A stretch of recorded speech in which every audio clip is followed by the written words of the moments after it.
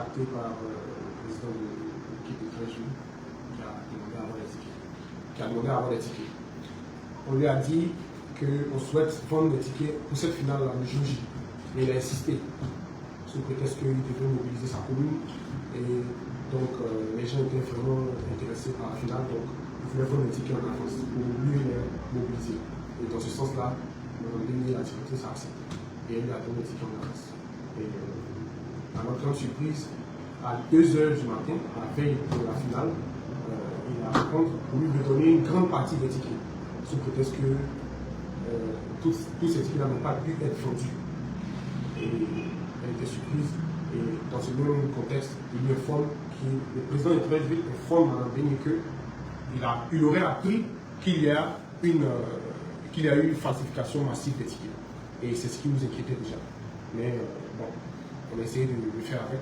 Jusqu'à notre grande surprise, le jour de la finale, on avait beaucoup trop de personnes, beaucoup plus de personnes même que la salle ne pouvait contenir, qui avaient des tickets falsifiés. Et quand on regardait nos comptes, il n'y avait rien. On essayait de leur dire que les tickets étaient falsifiés, mais ils ne voulaient rien comprendre parce que pour eux, ils avaient acheté directement ces tickets-là avec nous. Donc, au vu de tout ça, on n'a pas pu faire la finale, on a dû reporter la finale. Et à notre grande surprise, on a vu des vidéos circulaires de supporters fâchés qui déchiraient le branding, qui saccageaient le matériel. On a même été informé par notre cadre de la production qu'ils ont volé ces lumières, tout ça ce jour-là. Et vraiment, c'était quelque chose que nous n'avons pas apprécié. Voilà. Donc, on n'a pas de problème. Notre objectif, c'était de faire la finale et passer à autre chose. Donc, on a reprogrammé la finale au Palais des Sports. Le jour qu'on a programmé, ils ont accepté. Le même jour, on a communiqué vers la soirée. On a annoncé la finale vers la soirée au Palais des Sports. Et à 22h, 23h, on nous appelle pour nous dire qu'on ne peut plus nous donner la salle au Palais des Sports et qu'il va falloir trouver un plan B. Et c'est dans ce contexte-là maintenant que nous avons contacté le centre coréen et nous sommes partis. Le centre coréen qui a accepté. Le centre coréen qui a accepté de faire la finale. Désolé, on me fait savoir qu'il faut que je parle un peu plus fort, donc je vais essayer de lever la voix. Voilà, désolé. Donc le centre coréen a accepté qu'on joue la finale là. Et à notre grande surprise encore, le jour J de la finale, on nous impose une caution de 1 million pour pouvoir avoir accès à la finale, sous prétexte qu'il y a eu des événements qui se sont passés dans notre salle et on a tout fait pour essayer de gérer ça. Maintenant, revenons maintenant, ça c'était par rapport au ticket. Maintenant, je viens maintenant par rapport au président. Vous savez, au début de la compétition, à la toute première réunion de cette compétition, j'ai fait une réunion avec le président, moi-même personnellement, et je lui ai dit, ma toute première phrase, cette année, il n'y a pas de cagnotte dans la 15 de CAN Côte d'Ivoire 2024. Pourquoi? Je lui ai demandé, vous ne pouvez pas compter sur la cagnotte pour rentabiliser. Il faut que vous ayez des partenaires, des sponsors et que vous vendez des gadgets. C'est dans ce sens-là que vous pourrez développer. Parce que je suis conscient que si on reste sur cette lignée de cagnottes uniquement, la compétition risque de tomber plus tard. Il faut que les équipes se développent. Et pour vous encourager à vous développer. Et dans le même sens, nous aussi, on ne veut pas prendre de risque pour vous dire une cagnotte qu'on ne pourra pas gérer. Donc à partir de maintenant, il n'y a plus de cagnotte. Ils ont dit d'accord, mais eux, ils souhaitent quand même avoir une cagnotte parce qu'ils viennent participer et tout ça. Et moi, comme j'écoute le président, je leur ai dit d'accord, il n'y a pas de problème. Donc, on va réfléchir, moi et mon équipe, pour vous dire la cagnotte qu'on pourra vous gérer. Parce qu'après, on vous connaît. C'est vous les mêmes, vous êtes contents quand on annonce la cagnotte et après, quand il y en a des difficultés ou même quand on a du retard, vous nous attaquez sur les réseaux sociaux. Donc, on ne veut plus ça dans la CAN Côte d'Ivoire. Donc, à partir de maintenant, il n'y a plus de cagnotte. S'il y a un président qui n'est pas d'accord avec ça, qui nous dise dès maintenant, on se sépare. Que tous ils sont restés, ils ont dit qu'ils comprennent, mais ils veulent juste savoir la cagnotte. Parce que de toute façon, on ne peut pas nous imposer une cagnotte. C'est ce qu'on peut payer, qu'on dit, et puis on paye. On n'a pas de problème. Maintenant, celui qui ne veut pas participer, il n'est pas obligé de participer à notre compétition. D'accord, mais est-ce que vous avez signé une clause? On n'a pas signé de clause. Okay. Parce qu'il fallait d'abord que nous, on décide de la cagnotte, pour qu'on introduise la cagnotte dans la clause. Et ils ont compris. Avant les demi-finales, j'ai convoqué une réunion ici avec les 4 présidents qui étaient qualifiés pour les demi-finales. Et parmi ces 4 présidents, il y a seulement 3 qui étaient là. Le président de Treichville n'était pas présent. On a fait une réunion par rapport à la finale. Je lui ai demandé, qu'est-ce que vous voulez? Voici ce que je mets sur la table. Si vous voulez qu'on garde la même cagnotte, vous allez attendre 1 an, 6 mois. Si vous voulez la même cagnotte que les cagnottes précédentes. Maintenant, si vous voulez qu'on paye rapidement, parce que nous, on prévoit faire la 4e édition en juin, si vous voulez être payé avant la 4e édition, c'est qu'on va diminuer la cagnotte. Parce que nous, on ne peut pas prendre l'engagement de payer encore, et puis on aura des problèmes après. Ils ont dit d'accord. Le président, le responsable de Oumé, qui représentait le président, il a dit d'accord, il n'y a pas de problème. Lui souhaite qu'on réduise pour payer rapidement avant de passer à la prochaine édition. Donc c'est sur ça qu'on s'est entendu. Vu que le président de Trèche n'était pas là, nous n'avons pas finalisé. Donc on a dit d'accord, il n'y a pas de problème. Chacun est rentré. Maintenant, le jour de la finale, au centre coréen, le matin, au centre coréen, c'est à Djamé. Le jour de la finale, je reçois l'appel du président. À la veille même, normalement, ils étaient venus ici. Et moi, j'étais dans un moment de recueil. En fait. J'étais vraiment occupé et je n'ai pas pu le croiser. Donc, le jour de la finale, j'ai parlé avec quelques partenaires pour m'assurer que la cagnotte que je vais dire à ce président-là, c'est quelque chose que je puisse gérer dans le délai que je vais leur donner. Ils ont dit, il n'y a pas de problème. J'ai dit, ok, monsieur, bonsoir. Je leur ai dit, le matin, ils m'ont appelé, je leur ai dit, je fais un retour, et vers l'après-midi, je vais rappeler le président de Trèche pour lui donner la cagnotte. Je lui ai dit, voici, on va vous donner 20 millions pour le vainqueur et 5 millions pour le deuxième. Moi, j'avais dit 20 millions pour le premier, 5 millions pour le deuxième, mais après, la directrice a dit que ce n'est pas vraiment équitable, il faut que je monte au moins à 10 millions pour le deuxième. Moi, je disais 5 millions pour le deuxième par rapport à tous les dommages qu'on a connus pour le report de la finale. Donc, on a finalement accepté 20 millions pour le premier et 10 millions pour le deuxième. Arrivé, ils m'ont demandé non, que vraiment, ils ne s'attendaient pas à ça, ils s'attendaient à 40 millions. J'ai dit, mais non, au début de la compétition, on a dit qu'il n'y a pas de cagnotte. On va vous dire la cagnotte qu'on veut. Et vous avez accepté, on a continué la compétition. Et aujourd'hui, on vous donne la cagnotte que nous, on peut payer. Vous ne pouvez pas nous imposer une cagnotte. Si vous pensiez que ça ne nous arrangeait pas depuis le début, on pouvait se séparer. Dès maintenant, vous ne pouvez pas nous imposer une cagnotte. Ils ont dit non, ils veulent me voir forcément. J'ai dit, d'accord, il n'y a pas de problème. La finale se passe au centre coréen, à 11h, se passe là. Et je suis parti, je me suis rendu là-bas. C'était quand?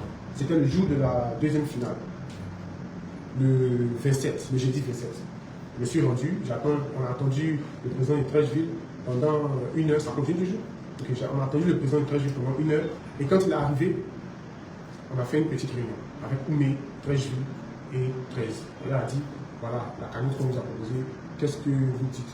Ils disent non, que eux, si ce n'est pas 40 millions, eux ne jouent pas. J'ai dit, n'est-ce pas? Vous-même, vous savez que ça peut être 40 millions. Oumé, toi, tu étais là. Toi-même, tu as proposé qu'on diminue pour payer vite pour passer à la prochaine édition. Donc, vous savez que ça peut être 40 millions. Et en plus, vous ne pouvez pas nous imposer une cagnotte que nous, on doit vous payer. Parce que déjà, à la base, à part l'inscription, Oumé n'a même pas payé l'inscription. Oumé a participé gratuitement. La seule inscription que Oumé a payée, c'était la première édition, les 100 000 francs. Les 2 éditions qui ont suivi, Oumé n'a pas payé l'inscription. Et même toutes les équipes, on leur offre des maillots gratuitement. Quand ils finissent de jouer, on leur récupère les maillots pour aller les laver gratuitement. On leur donne de la visibilité. La logistique qu'on déploie, la location de la salle, la sono, les écrans, le branding, tout ce qui entre pour préparer une finale, c'est de l'argent qu'on dépense, c'est beaucoup d'argent qu'on dépense. Donc vous ne pouvez pas nous dire que vous ne jouez pas la finale tant qu'on ne monte pas la cagnotte à 40 millions, que ce n'est pas raisonnable. Mais comme on est dans les affaires, on essaie de discuter, on essaie de comprendre.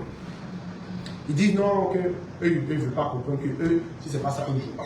Maintenant, dans la cour, on constate qu'on a des jeunes, des supporters, tout furieux, les mêmes personnes qui ont saccagé le parc de sport, la première finale, ces mêmes personnes-là étaient présentes ce jour encore dans la cour, tout furieux, qui étaient prêts à tout gâter selon eux si la finale ne se jouait pas. Donc nous, on était dans le milieu. On a dit d'accord, pas de problème, on va se concerter. On s'est concerté, on est revenu, on a dit d'accord, on va lever la cagnotte à 30 millions. C'est ce qu'on peut faire pour le vainqueur. Et dans les négociations, ils ont dit, si c'est 30 millions, eux, ils veulent que le deuxième ait forcément 20 millions.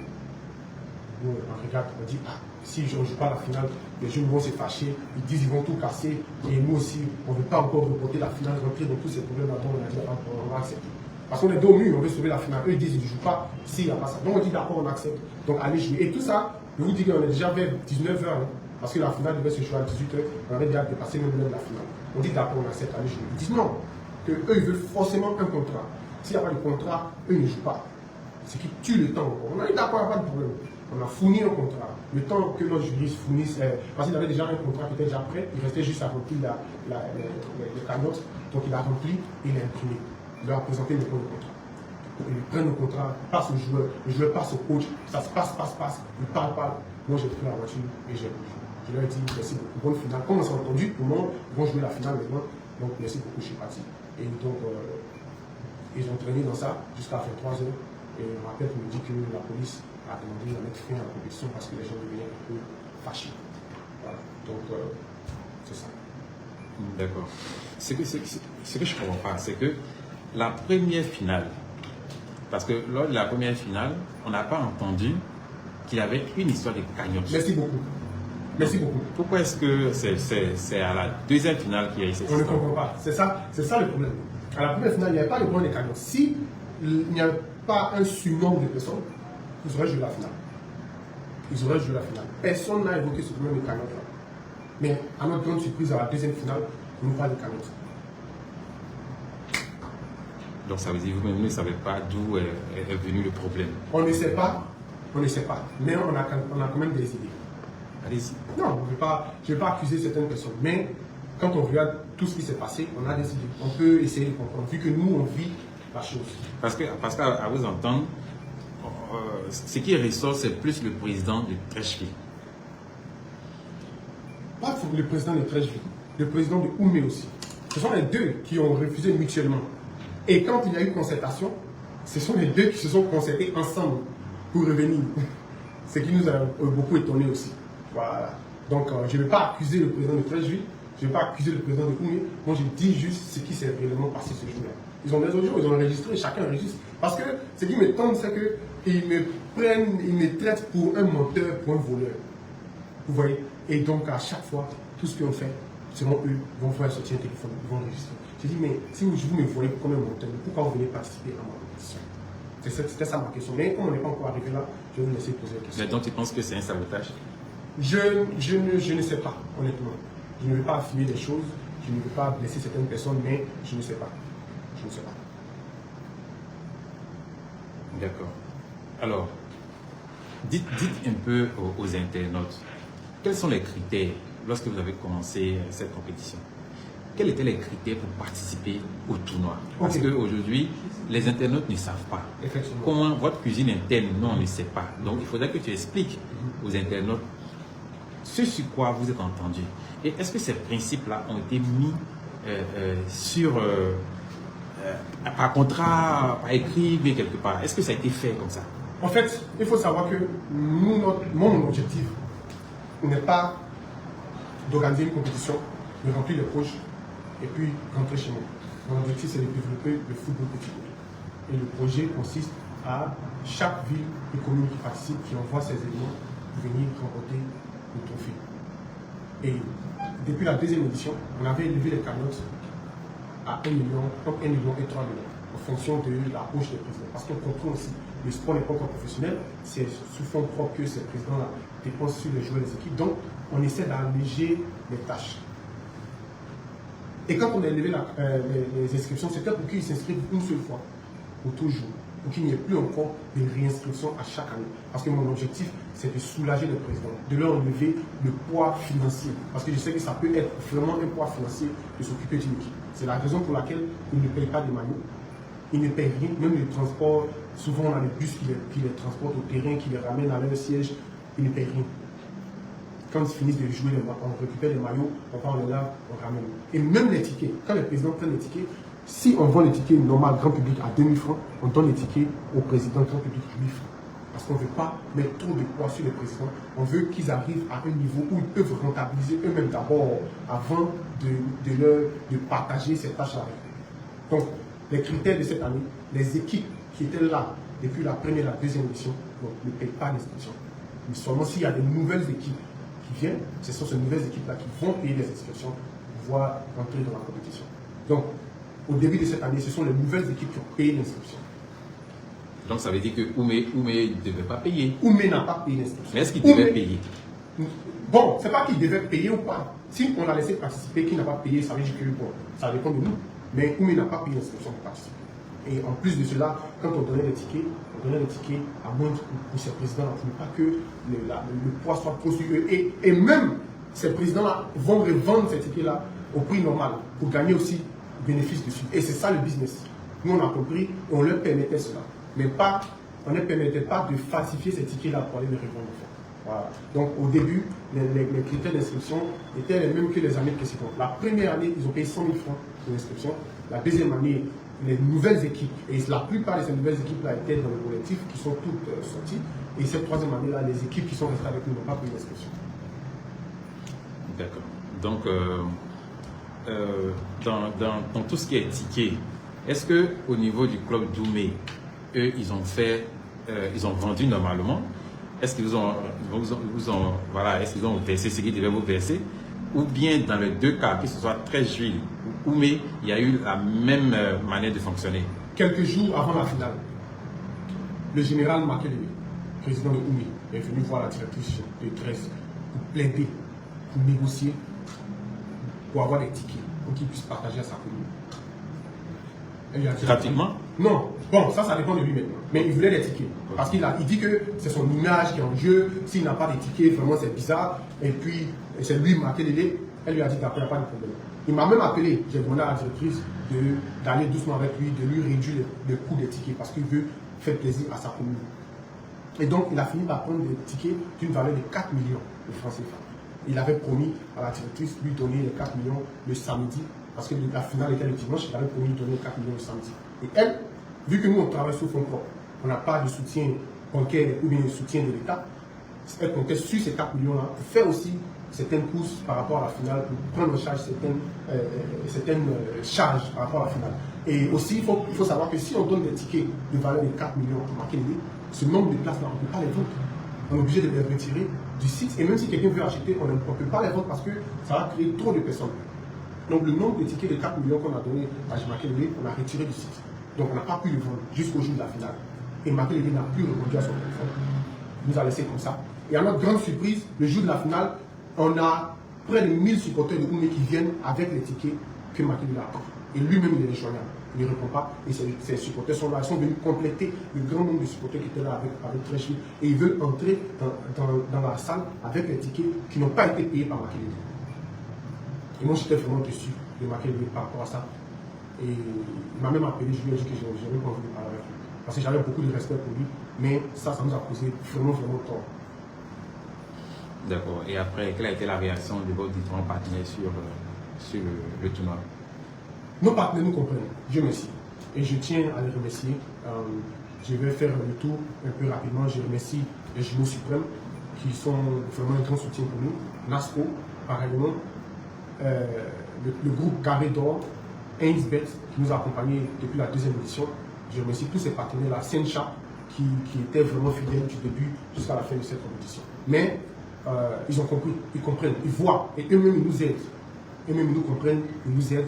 Et ça, c'est la meilleure partie par rapport à ça. D'accord. Donc, maintenant, qu'est-ce que tu comptes faire? Puisque la finale n'a pas eu lieu à 2 reprises, qu'est-ce que tu comptes faire maintenant? Bon,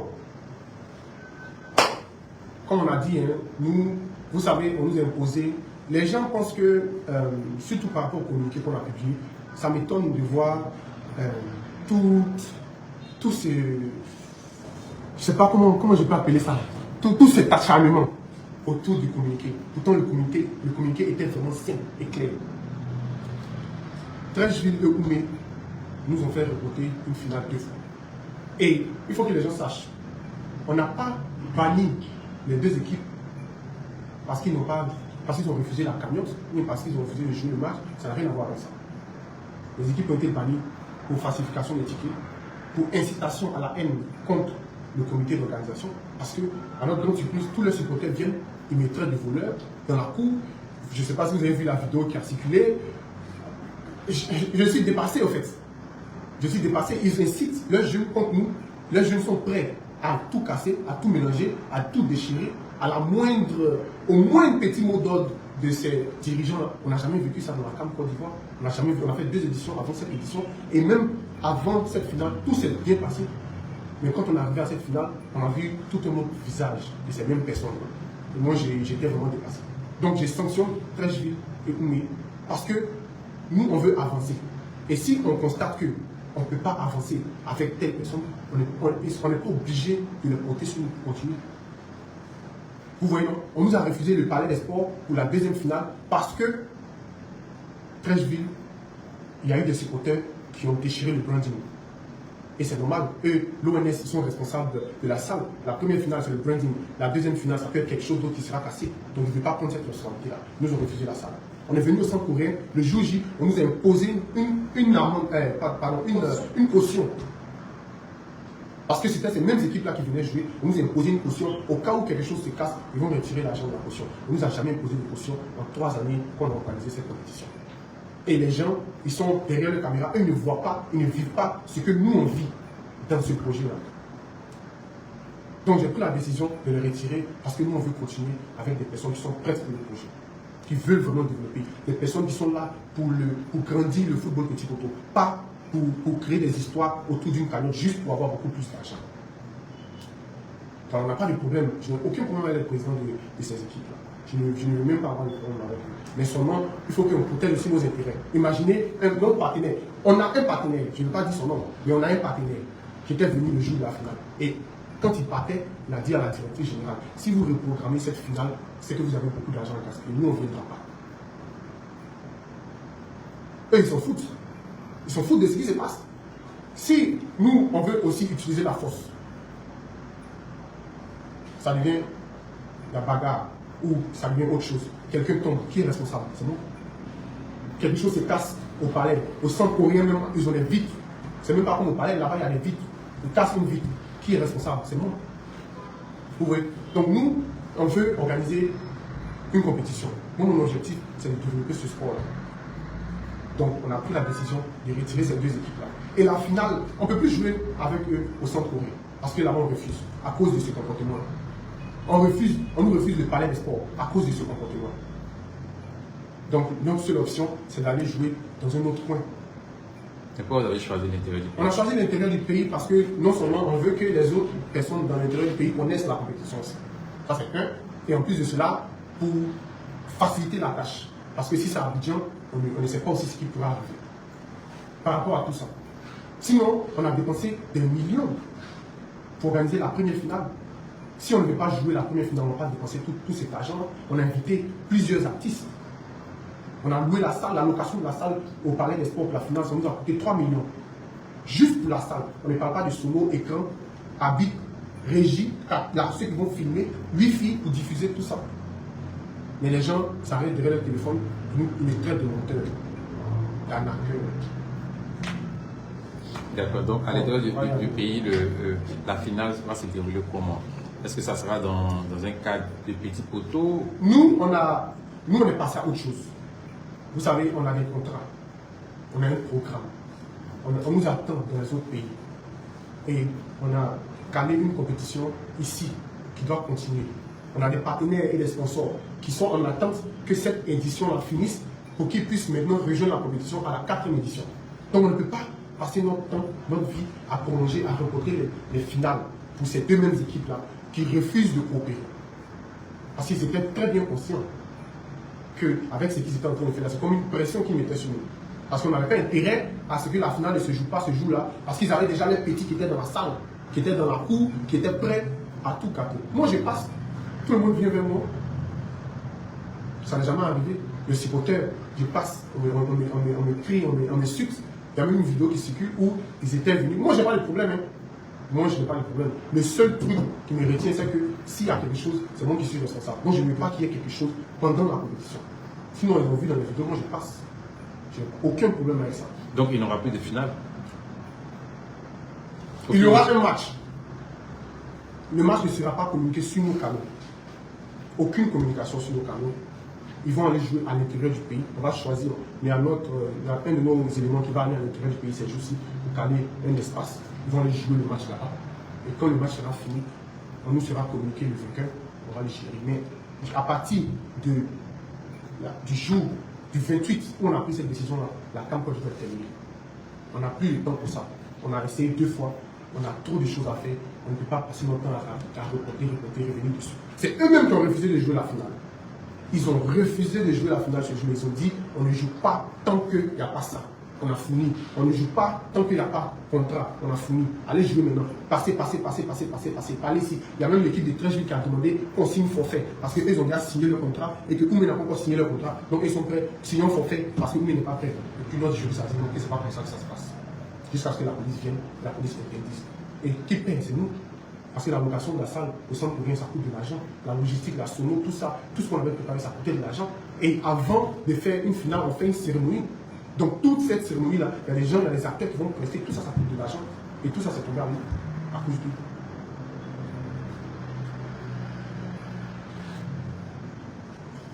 D'accord, donc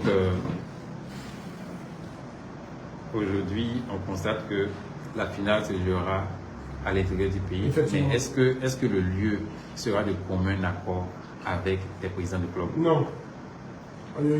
On va choisir le lieu. On va communiquer à ces présidents-là. Ils vont communiquer à leurs équipes. Nous, à partir de ce soir, même demain, on commence à communiquer sur la 4e édition. On a fini avec la 3e édition. C'est terminé. La 3e édition est terminée. Et même quand ils vont gagner, le vainqueur, on ne va pas communiquer dessus. C'est fini, en fait. C'est fini. Parce que nous aussi, il faut qu'ils sachent que nous aussi, on est enfant de quelqu'un. On a des intérêts, on a des choses à perdre. On n'est pas là pour voler quelqu'un. Je ne suis pas là pour faire plaisir à quelqu'un. Je ne quitte pas les États-Unis pour venir en Côte d'Ivoire pour faire plaisir à quelqu'un. Si je veux voler, c'est même pas ici que je veux voler. Parce qu'il n'y a même pas d'argent ici comparé aux États-Unis. Quand tu veux voler, tu vas où il y a beaucoup plus d'argent. Moi, je suis venu participer au développement de nos pays. Et moi, je suis vraiment découragé, honnêtement. Je suis découragé de tout ça. Mais ma motivation est que aujourd'hui, je ne travaille même plus pour ces gens qui sont là actuellement. Ceux pour qui je me bats, ils sont encore premiers.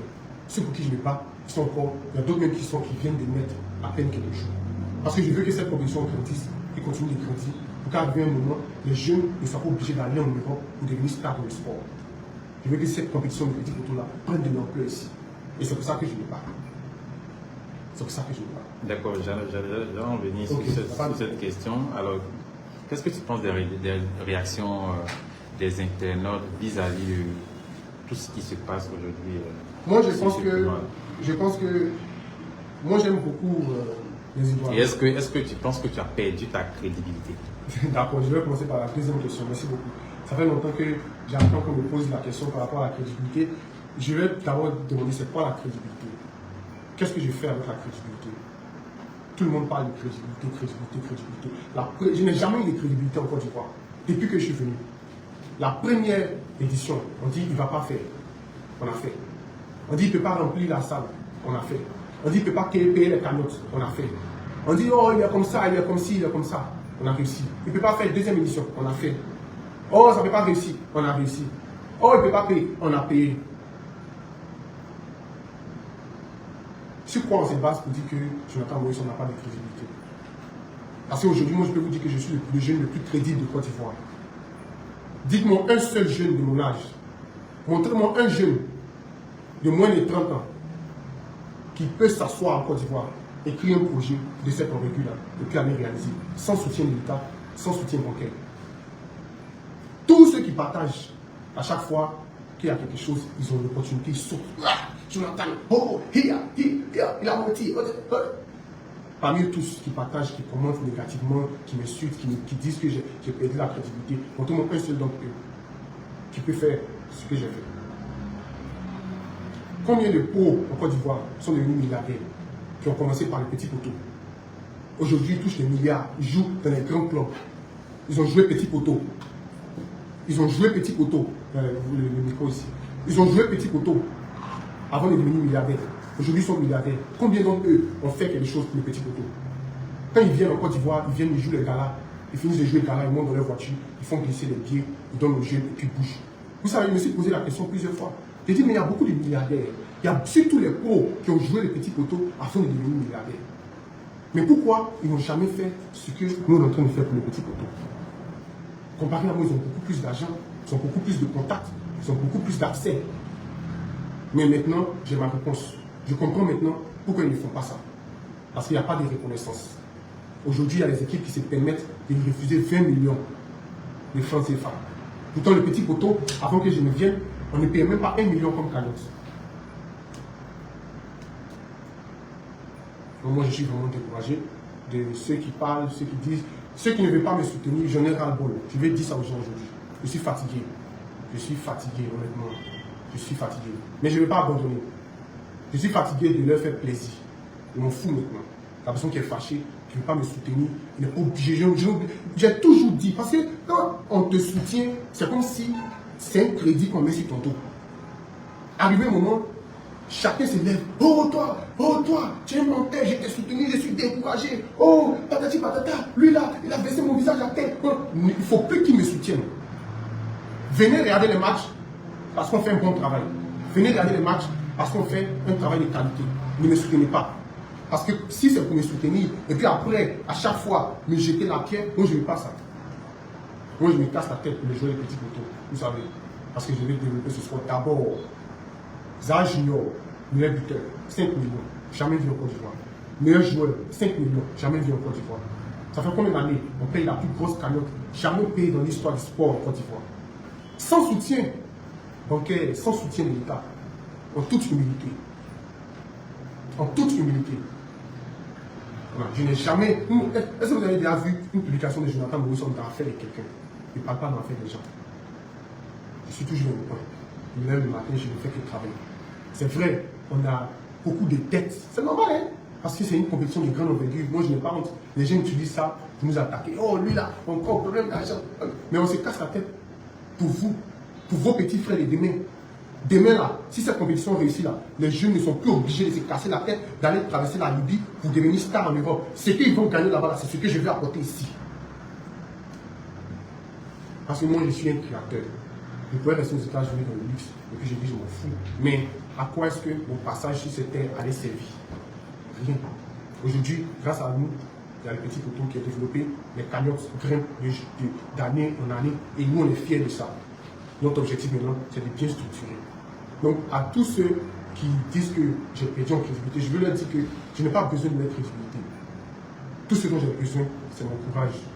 Et puis la crédibilité que j'ai auprès des gens de mon équipe, ceux qui travaillent avec moi, ceux qui me font confiance, ceux qui ont laissé leur vie pour me suivre dans ce combat-là. Je ne vais pas appeler ça combat, mais dans cette aventure. Dans cette aventure. Est-ce que depuis que la CAN a commencé, aujourd'hui c'est la plus grande compétition sportive de l'histoire de la Côte d'Ivoire. Ça fait combien de mois que j'ai dit ça? Personne ne peut contester ça. Est-ce que vous avez déjà vu un ministre à la CAN? Moi, on dit que Jonathan Moïse se joue la victime. Non, je ne joue jamais la victime. Les choses que moi j'ai subies, les sabotages que j'ai vécu derrière cette compétition. Et quand je dis j'ai, je parle de moi et toute mon équipe. Mais comme c'est une interview, c'est pour ça que je m'adresse à la première personne du singulier. Les choses qu'on a vues et que je me tais dessus, je continue de travailler. Je peux dire que je suis même l'un des jeunes les plus durs et les plus forts de ce pays. Avec tout ce que j'ai traversé. Donc la crédibilité, c'est le dernier de mes soucis. Mon souci, c'est de réaliser la compétition. Ce qui doit me donner la crédibilité là, c'est le fait que j'ai organisé 3 éditions de la plus grande compétition sportive du Côte d'Ivoire. Si ça ne me donne pas la crédibilité et que c'est le problème à la dernière minute de cette finale là qui va faire que les gens ont dit que j'ai perdu en crédibilité, moi j'ai pas besoin de crédibilité. Ceux qui ont la crédibilité là, qu'est-ce qu'ils ont fait pour le petit poteau? Qu'est-ce qu'ils ont fait pour ces jeunes là? Les gens ont gagné 40 millions grâce à un tournoi de football petit poteau. Grâce au travail que nous avons mis. Pour que la compétition passe à la télévision, on était obligé de céder 40% de tous les sponsoring qu'on a eu dans la compétition. Et puis utiliser le reste de 60% pour réaliser la compétition. La dernière fois à la télévision, je disais que je n'ai pas de fortune. Je fais des sacrifices. Parce que je veux établir d'abord le projet. Me traite de menteur, de voleur. Si je veux voler, je ne vais pas quitter les États-Unis pour venir voler en Côte d'Ivoire. Je ne suis pas ici pour faire plaisir à quelqu'un. Je suis venu travailler. Il peut y avoir des malentendus. Mais ce que je remarque, c'est que je gêne certaines personnes. Même ce petit communiqué que j'ai produit pour expliquer ce qui se passe. Il y a des gens qui m'attendent au carrefour. Des gens qui ont juré depuis la première édition que la compétition ne va jamais réussir. Et que comme on a réussi maintenant, ils sont toujours là. On a fait toute cette 3e édition sans problème. Hein. On a fait 0 problème. Il n'y a pas eu de bruit. Personne n'en a parlé. À part vous et quelques pages. Tout le monde s'est tué. Quand on a publié la fiche de la finale, à peine on avait 200 commentaires. Mais le communiqué que j'ai publié, on a 3000 commentaires. Quand il y a un problème, tout le monde sort. Et c'est le problème qu'on met en avant. Parce que tout le monde veut salir l'image de Jonathan Morrison. Tout le monde veut qu'on dise « Ah, lui là, il est tombé. Ah, lui là, il est comme ci. Ah, on l'a soutenu. Ah, c'est ce que tous ils veulent. » Moi, je suis là. Je ne vais pas passer mon temps à répondre à tout le monde. J'ai obligé de subir. On invente des histoires, on met ça sur moi. On va récupérer les anciennes vidéos, les anciennes photos qui sont passées plusieurs années déjà. Tout ce que j'ai dit dans le passé, on ramène et ça se montre et tout le monde est content. Mais ils sont en train de faire ça. Et je veux qu'ils sachent que ce n'est pas moi qui font du mal. Et je veux m'adresser aux acteurs du Petit Coteau avant que vous posiez votre prochaine question. Il faut que les acteurs du Petit Coteau, les joueurs, le président et tout le monde sachent que ce n'est pas moi qui suis visé. Ce n'est pas moi qui suis attaqué, c'est eux qui sont attaqués. Mais moi, je suis juste arrêté au milieu. Moi, je suis le buteur, moi, je mène le combat. Moi, je joue la porte. Donc, c'est normal. Je dois avoir le dos large pour encaisser tout ça. Et je suis prêt pour ça.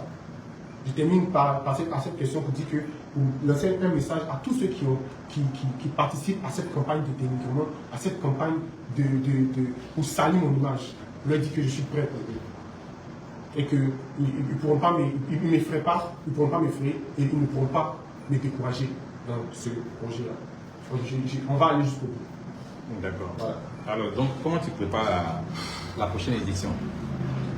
Oh, comme j'ai dit là, nous, depuis hier, on a préparé tous les éléments visuels. On a commencé à parler à nos partenaires sponsors. On leur dit qu'on est prêt pour la prochaine édition. On a envoyé des mails pour dire que la 3e édition est terminée et on est prêt pour la prochaine édition. Et c'est ça. J'attendais de faire cette petite conférence avant de commencer maintenant à communiquer sur la 3e édition. Mais sur la 4e édition plutôt. Ok, mais quand on sait que en fait, le véritable problème, ce n'est pas avec les sponsors, mais c'est plutôt avec les équipes que Jonathan a le véritable problème. Est-ce que tu ne penses pas que les accords que vous signez doivent être des accords qui sont écrits, signés par chaque président du club pour que, si dorénavant il y a un problème, vous puissiez brandir ces notes-là afin que les gens aussi puissent comprendre effectivement que ce qui se passe ne vient pas effectivement de vous. Bien sûr. Je vous explique. Vous savez, comme j'ai dit tout à l'heure, on a été contacté par plusieurs pays pour aller établir la compétition. Et le même contrat qu'on va donner au président du club de CAM Côte d'Ivoire, c'est le même contrat qui sera donné au président du club de CAM Bénin, partout où nous serons. Donc c'est un contrat qui, non seulement à l'intérieur, il y a les clauses de participation, les droits et devoirs, et aussi les règlements intérieurs. Donc c'est un contrat qui nous prend beaucoup de temps à finaliser. Donc, pour l'instant, avec les 3 éditions, on ne se contentait que des décharges pour les accords avec le président. Mais à partir de cette 4e édition, surtout avec tout ce qui s'est passé, on va imposer maintenant. Le contrat sera prêt avant le début de cette 4e édition et tous les présidents qui vont venir vont signer avant qu'on commence. C'est pour ça qu'il y a quelques jours, j'ai même fait une publication pour expliquer comment maintenant les camions seront payés. Parce que nous, on mettait les camions élevés pour faire plaisir et pour élever la valeur du football Petit Coteau. C'est grâce à ces camions élevés là que partout aujourd'hui, tout le monde parle de millions de Petit Coteau. Et là, on a reçu notre mission. Mais maintenant, à chaque fois qu'on donne un délai pour payer ces camions élevés là, avant que le délai n'arrive, des présidents à côté, les gens, les community managers, chacun commence à faire des publications pour nous salir, les pages récupèrent et boum, tout le monde en parle. Donc maintenant, on a dit, comme ce sont les camions que vous prenez pour nous attaquer, à partir d'aujourd'hui, quand le président vient, tous les présidents vont s'inscrire maintenant. Ils vont payer tous les frais qu'on les évitait de payer. Parce qu'il y a le shooting photo, il y a la visite médicale, il y a les licences, il y a les maillots, il y a tellement de choses qu'on disait au président, vous n'êtes pas obligé de payer ça, nous on va prendre ça en charge. Et à partir de maintenant, les présidents vont payer ces frais-là. Et puis ils vont payer aussi les frais de participation. Et chaque frais de participation des présidents vont constituer maintenant la cagnotte. Quand c'est comme ça, à la fin de la compétition, dès que ça finit, à la fin, on tient ton argent et on le quitte. Mais au début, on a fait ça par amour pour le Petit Coteau. Voilà. Mais quand vous dites que j'ai lu dans le communiqué, j'ai entendu sur la chaîne de télé qu'il n'y aura pas de cagnotte. Sachant que cette année, pour la prochaine édition, les présidents vont payer un droit de participation. Et quand on sait aussi que tout tournoi de football, on annonce quand même une cagnotte pour que dans la tête de chaque président, c'est c'est qu'il gagne. Non, pardon, je ne vais pas vous couper, mais vous savez, la CAN au Cameroun, le vainqueur de la CAN au Cameroun n'a pas gagné la même somme que le vainqueur de la CAN au Côte d'Ivoire. Oui, mais ça a été quand même annoncé. C'est-à-dire que chaque année, la cagnotte peut soit augmenter, soit baisser. Mais quand même, on annonce. Maintenant, vous, à votre niveau, comme vous dites que vous n'allez pas annoncer, comment est-ce que ça va se faire concrètement? Parce qu'une équipe qui paye, par exemple, je dis n'importe quoi, qui va payer peut-être 4 millions de droits de participation, et que peut-être à la finale, on lui dit que la cagnotte est par exemple 5 millions. Non. Voilà, donc expliquez plutôt aux internautes pour qu'ils puissent comprendre. Effectivement, on a dit qu'à partir de cette 4e édition, quand une équipe paie 4 millions, on a 2,5 millions qui va faire la cagnotte. Donc payer. Maintenant, on ne va plus communiquer avec une équipe sans la présence d'un ici ou d'un avocat. Quand ils payent l'inscription, ils ne vont même pas payer dans notre main. Ils vont aller payer directement à la banque pour que ça aille sur le compte cycliste. Ils viennent payer les 4 millions, les 1,5 million qui sont dessus, c'est les frais techniques, maillot, physique médicale, tout ça. Et les 2,5 millions vont vers la cagnotte. Fois 16 présidents, ça fait 40 millions total. Et quand c'est comme ça, il n'y a pas de problème. Maintenant, même avec ça, on a eu des appels, des présidents qui nous ont dit quand même 4 millions c'est trop, ils ne pourront pas, que voilà, et donc on est en train de voir. Il faut savoir que tous nos problèmes viennent de là. Parce que si on veut faire du business comme tout le monde dit, on veut mettre des contrats, il n'y aura presque aucun président qui pourra supporter cette charge. Donc quand on prend sur nous, ils sont contents. Mais quand on arrive à la fin, quand il s'agit maintenant de récompenser, ils ont un autre visage.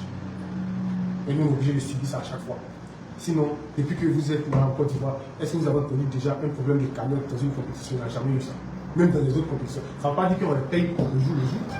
Ça prend du temps. Mais ils sont professionnels.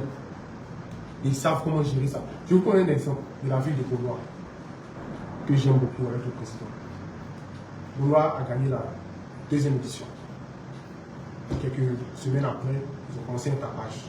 Oh, Jonathan, l'argent, ils ont fait des vidéos, ils ont fait des publications, tout ça. Tout ça dans le but de nuire à notre crédibilité, à notre image. On appelait le président, lui, il ne comprenait pas, il ne savait même pas qui faisait ça. Il savait que c'était les gens de Gaulois qui faisaient ça. Et bon, ils ont réussi à nuire à notre image. Après, on a payé la cagnotte. Quand on a payé la cagnotte, regardez, la 3e édition qu'on a organisée, quand Gaulois prend le ticket, ils sont obligés d'appeler les supporters de l'équipe pour venir parce que les gens de Gaulois ne sont plus mobilisés. Les gens de Gaulois ne sont plus motivés à suivre, à accompagner cette équipe-là. J'ai dit ça au secrétaire général de Gaulois. Je lui ai dit, vous avez tellement sali qu'aujourd'hui, les gens de Gaulois, de votre ville même, ne sont plus derrière vous par rapport à ce même projet-là. Parce que vous avez fini de salir ce projet-là, et puis vous venez encore jouer à ce même projet-là. Moi, je félicite le président de l'année passée qui a fait un excellent travail, qui a mis les jours propres. Mais souvent, ce n'est pas les présidents eux-mêmes, c'est les gens qui sont à côté des présidents qui font ce travail-là. Nous saluons. Mais eux, ils ne perdent rien. C'est nous qui prenons le coup cassé. Parce que eux, dans leur tête, dans leur vision, en nous salissant, ça fait reculer les partenaires, ça fait reculer les sponsors, et puis eux, ils sont contents parce que c'est ça leur objectif. Donc, si il n'y avait pas ce problème de cagnotte là, il n'y aurait eu aucun problème dans la campagne. Voilà. D'accord. Je pense qu'on est arrivé au thème de notre entretien. Est-ce que tu penses avoir tout dit aux Ivoiriens? Est-ce que tu penses avoir tout dit aux internautes? Là, ok, s'il a des questions aussi, il n'y a pas de problème. Aujourd'hui, j'ai appelé les pages avec qui on a travaillé sur la communication de cette édition. Merci beaucoup à Yves Babi qui est là, merci à Pauline qui est là, et Eloge qui n'a pas pu faire le déplacement. On est là pour répondre aux questions. Je ne sais pas si les internautes ont des questions là-bas, parce que moi, aujourd'hui, je veux crier mon ras-le-bol. J'en ai marre vraiment de tout ça. Et voilà, j'en ai vraiment marre. Donc je suis prêt à répondre à toutes les questions. Si vous avez des questions, mais si les internautes ont des questions, vous pouvez nous trouver avant qu'on termine. Parce que après que ça se soit terminé, voilà, moi je n'ai plus de compte à rendre à la personne, je passe à autre chose, on passe à la 4e édition et puis le travail continue. D'accord. Donc, comme on va continuer un peu, je reçois un message. Qu'est-ce que tu penses du comportement de l'équipe d'Adjamé? Parce qu'on avait entendu à la première finale que Adjamé a saboté un peu qu'est-ce qui s'est passé et qu'est-ce que tu penses de cette équipe-là? Moi, je félicite le président Toby. Je ne félicite pas seulement, je le remercie. Parce que vous savez, les gens transforment les choses pour nous saluer. Adjamé n'a pas de problème. Adjamé n'a pas de problème. On n'a pas de problème avec Adjamé. Il a été très patient. Il a participé même à la compétition. Il a payé même beaucoup plus de tickets que d'autres équipes. Malgré qu'il avait un crédit de la deuxième édition avec nous, il a quand même participé, il a quand même payé des tickets. Et moi, je le félicite, je lui dis merci pour ça. Merci pour son soutien. Il nous a montré qu'il aime vraiment les petits poteaux. Il a été patient. Adjamé n'a pas bloqué la finale. Et même, je vous dis quelque chose que je n'ai jamais dit à personne. Le jour où je partais à NCI, on m'a invité. On me dit, viens, voilà, c'est une du calme pour parler. Moi, j'ai dit, ah Dieu merci, ça fait plaisir. C'est une opportunité pour moi de faire la paix avec Mme Yves Dero. Mais je ne savais pas que ce même jour-là, ils avaient aussi appelé le président Toby qui vient. Eux, ils pensaient qu'on était en parole.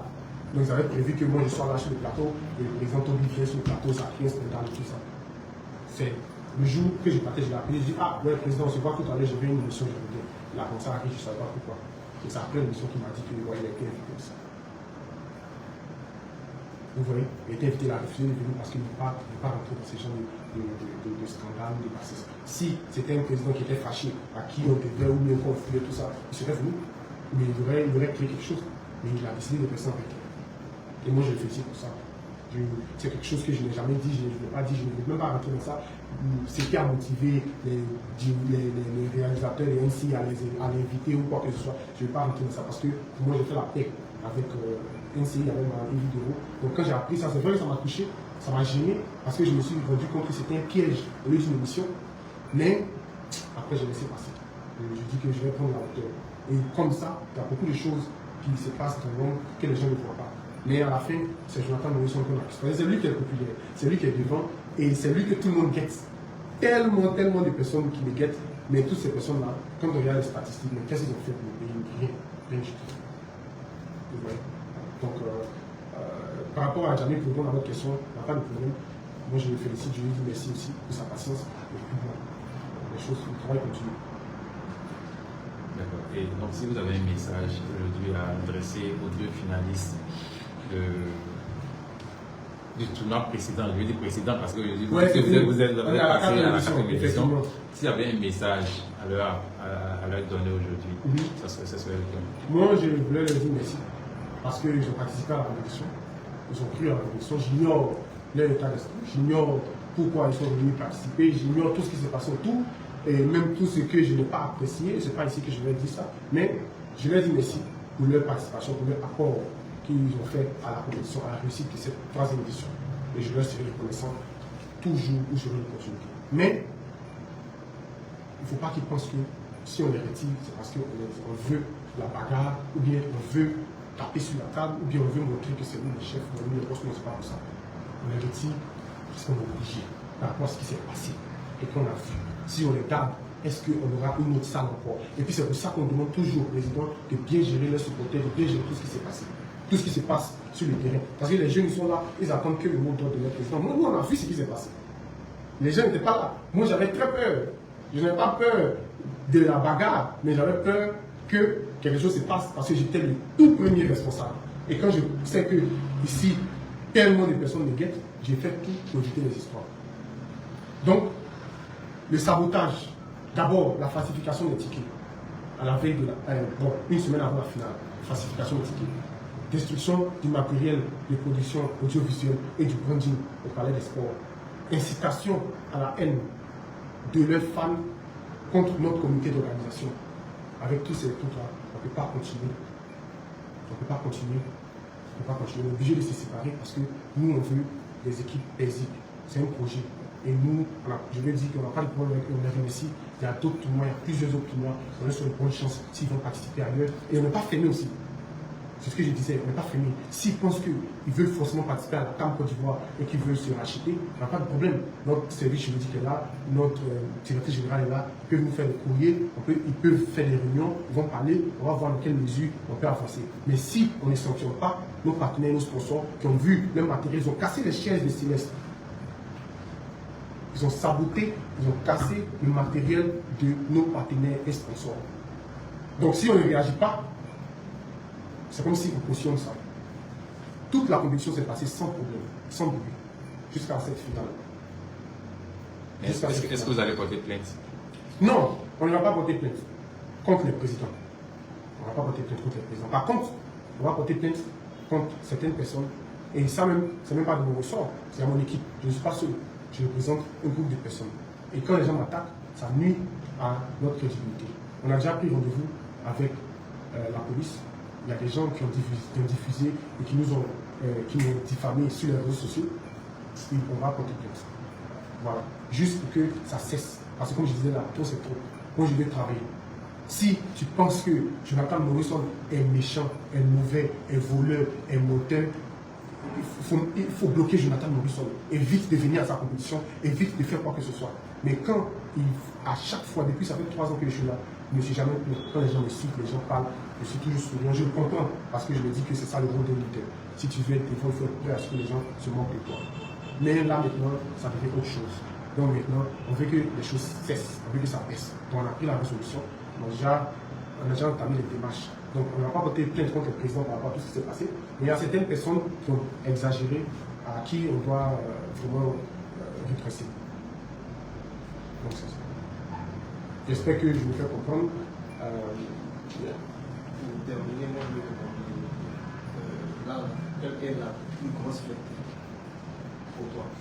La plus grosse fierté, c'est d'avoir réalisé la plus grande compétition sportive de l'histoire de la Côte d'Ivoire. La plus grande compétition sportive, la compétition sportive la plus suivie, la compétition sportive la plus aimée, la compétition sportive la plus médiatisée. Malgré qu'on n'a pas de budget de l'État, on n'a pas de subvention, on n'a pas d'accompagnement bancaire, on a notre intelligence. Et aussi ces détracteurs-là qui partagent beaucoup nos publications, qui se montrent, ils jouent un grand rôle. Ils participent aussi à la communication. Il faut connaître davantage la compétition. Parce que ça fait 3 ans qu'ils me traitent de monteur, de voleur, et ça fait 3 ans qu'on ne fait que gravir les échelons. On ne fait que grandir. Ça fait 3 ans qu'on remplit le palais des sports back-to-back. On rassemble plus de 10 000 jeunes par week-end. Tout ça sans toucher l'argent public. Et nous, on est fiers de cela. C'est vrai que au sortir de cela, on peut avoir quelques dettes, et on dit merci à tous ces partenaires-là qui nous accompagnent, qui nous permettent de réduire ces dettes-là. Mais on est fiers de ce résultat parce que c'est ce qu'on veut. Le plus important, ce n'est pas comment j'arrive à ta destination, mais c'est d'arriver à la destination. Et je pense qu'au fur et à mesure que la compétition grandit, on va corriger toutes nos erreurs et qu'on aura dans le futur une compétition parfaite, ou presque parfaite. D'accord, mais il y a eu le match de classement? Non, pas encore. Pas eu de match de Pas classement. encore. Pas encore. Pas encore. Mais le match de classement aussi aura lieu. Le match de classement aussi aura lieu. Vous avez des questions? Vous avez des questions? Ok, donc ton mot de fin? Donc, voilà, moi je veux dire vraiment merci beaucoup à tous ceux qui nous ont suivis. C'était une interview pour clarifier les choses. J'ai contacté Yves de Babi, Olé et First Magazine pour qu'ils soient présents pour me poser des questions parce que ce sont les médias qui étaient avec nous pendant la compétition, qui nous ont accompagnés, qui ont communiqué sur la compétition. Et j'ai vu qu'il y avait un outrage de commentaires, de trucs, et les gens n'ont pas compris le communiqué qu'on a fait. J'ai juste expliqué ce qui s'est passé. Et j'ai dit les résolutions que nous obtenons par rapport à ça. C'est tout. C'est simple. Voilà. Donc, merci beaucoup à tout le monde, à tous ceux qui ont participé à la réussite de cette compétition. Et je laisse un message à tous les jeunes Ivoiriens pour leur dire que Ceux qui posent la question les tickets. Ok. Ok. Non, en fait, il faut que les gens sachent que les tickets, on a fait le premier match, la finale. Il y a quelques personnes, on a au maximum, à part les tickets que le président de Treasury avait pris avec nous, on avait maximum une centaine de tickets que nous, on avait vendus. Face à toute cette foule. Et quand on a remis la finale au centre coréen, on a dit que tous les tickets qu'on avait vendus étaient toujours valides. Et ce jour-là, ce n'est pas nous qui avons arrêté le match, ce n'est pas nous qui avons reporté. Ce sont les deux équipes qui ont refusé de jouer. Donc, nous, on a tout mis en place et les équipes ont refusé de jouer. Ce sont ces mêmes équipes aussi. Et ce jour, on n'a pas pris même 5 francs de tickets. Parce que quand ils ont commencé depuis 16 heures à dire qu'eux, ils ne sont pas d'accord avec la cagnotte de 20 millions qu'on a proposée, notre équipe a dit, ceux-là, il ne faut pas qu'on prenne les tickets d'abord. Donc les seuls tickets qui sont entrés dans le centre coréen, c'était les tickets des présidents qu'on avait restitués, que les supporters entrent. Donc nous, on a tout mis en place pour que les présidents jouent le match. Mais c'est eux-mêmes qui ont refusé de jouer le match. Voilà. Donc eux, ils ont refusé de jouer le match. Nous, on n'est pas responsable de ça. On va mettre la finale dans un endroit où on n'a même pas besoin de tickets pour accéder. Tout le monde peut venir, le nombre de personnes qui veulent, si ça l'intéresse, s'ils sont prêts à venir. Mais nous, en tout cas, on est passé à autre chose. Comme on a dit, on ne va pas communiquer dessus. Et tout ça, c'est une manière pour nous aussi de montrer que on a des intérêts aussi à défendre. Il ne faudrait pas que les gens pensent que c'est ok, c'est normal de marcher sur nous, de nous insulter. Bon, je comprends aussi, souvent, comme il y a un proverbe américain qui dit « Je suis tellement grand que c'est normal de me haïr ». Donc, je comprends. Mais il faut qu'ils sachent que nous aussi, on a des intérêts à défendre et qu'on n'a pas le temps de supporter toutes ces caprices-là. On veut développer le petit poteau, il faut qu'ils nous aident à développer ce sport-là. Il ne faudrait pas qu'il soit des blocages pour nous. Et je pense que si ces présidents-là voulaient vraiment que ce sport soit développé, s'ils voulaient vraiment jouer la finale, ils auraient pu jouer cette finale. Rien ne les empêchait de jouer la finale. Et tous leurs petits qu'ils avaient envoyés, ils étaient à leurs ordres, ils attendaient juste un mot d'ordre de leur président pour leur dire entrons, allons jouer la finale. Mais ces présidents ne voulaient pas jouer cette finale-là. Et on a compris à la fin. Donc, nous, on ne les blâme pas, on ne rentre pas dans ça, on ne veut pas les accuser, mais on veut juste que les gens sachent ce qui s'est réellement passé. Parce qu'il y a des gens qui disent qu'on a pris l'argent des tickets, on a fait la mamaille pour avoir l'argent des tickets, on a organisé tout ça exprès, c'est un coup monté pour pouvoir ramasser l'argent des tickets et puis disparaître. Ça me fait rire. Ça me fait rire. L'organisation de cette compétition coûte des centaines de millions. C'est pas quelques tickets. On a diminué même les prix pour les présidents et qu'on n'a même pas mis les tickets en vente à cause de ces présidents-là. Ce n'est pas ces tickets-là que nous allons venir prendre pour fuir bien, faire la mamaille, tout ça. On a payé la plus grosse cagnotte de l'histoire du sport 2 fois avant cette édition-là. Donc on n'a pas besoin de leur petit montant de tickets. Vous voyez, non? Voilà, parce qu'on a réduit les prix pour eux. Ce n'est même pas les prix normaux des tickets auxquels on a donné au président. On a réduit les prix pour eux. Donc on n'a pas, en ce qui concerne les tickets, il ne faudrait pas que les gens mettent la faute sur nous. Nous, on a fait ce qu'on pouvait. Et les dépenses même qu'on engage pour organiser les 2 finales, même une seule des 2 finales, sont beaucoup plus que la somme que les présidents ont payée pour les tickets. Et on prend ça sur nous. Et on ne parle pas. Mais les gens nous attaquent à la fin. Donc c'est Jonathan Morisson. Parce qu'il y a des gens, ils sont convaincus. Même si tout à l'heure, ils disent bonjour, lui là, c'est un menteur. Ils sont beaucoup comme ça sur les mecs. À commenter négativement les publications, à partager négativement. Moi, je vois, je comprends, mais bon, je ne veux pas, on n'a pas ce temps-là. Moi, s'ils sont vraiment des détecteurs de mensonges ou bien des détecteurs de menteurs, il faut qu'ils utilisent leur talent pour créer des choses pour la Côte d'Ivoire. Nous, on est fiers aujourd'hui d'avoir créé la plus grande compétition sportive. Ils sont fiers d'avoir fait quoi pour le pays. Et je reviens encore une fois, vous dis que au début, je me posais la question, mais pourquoi les pros qui ont grandi en Côte d'Ivoire, qui ont joué le football petit poteau avant de devenir milliardaires, pourquoi ils n'ont jamais fait ce qu'on est en train de faire là pour ces jeunes? Ils ont les moyens, beaucoup plus que moi, beaucoup plus que toute mon équipe même réunie. Ils ont les contacts, ils ont les accès partout. Pourquoi ils n'ont jamais fait ça? Et c'est maintenant que je comprends. Parce qu'à la fin, il n'y a pas de reconnaissance. À la fin, toi-même qui viens aider, c'est toi-même qui es la cible pour ces personnes-là. Je ne peux pas imaginer qu'on puisse monter un groupe de supporters contre l'organisateur d'un tournoi. Normalement, ça doit faire honte. Ça doit faire pitié. Mais ça fait rire les gens. C'est gênant. Ça fait rire. Mais si vous voyez que Jonathan Morisson a des difficultés, mais aidez-le. Et moi, je parle parce que c'est moi, je suis fort. Hein. Moi, je suis fort. Ça fait 3 ans qu'on est dedans. Et eux, ils me remarquent. Tous ceux qui étaient contre moi, toutes les grosses têtes qui se sont levées, ils sont où? Je ne peux plus parler. Quand ils voient ma photo, ils ont du respect pour moi. Moi, je suis fort. Mais imaginez que c'était un autre jeune qui était ambitieux, qui avait, et qui n'était pas aussi fort que moi. Il tenait jusqu'à maintenant. Il allait échouer. Il allait abandonner. Et ça, ce n'est pas bien. Moi, j'ai lancé un appel. Aujourd'hui, c'est moi. Demain, ça peut être quelqu'un d'autre. Il faut que moi, je serve d'exemple. Il n'y a pas de problème avec ça. Si un jeune essaie de faire quelque chose, aidez-le. Ça ne coûte rien. Si vous pensez qu'il a des difficultés, mais aidez-le. Ça ne sert à rien de se moquer. Les moqueries, ça coûte. Qu'est-ce que ça apporte, les moqueries? Rien du tout.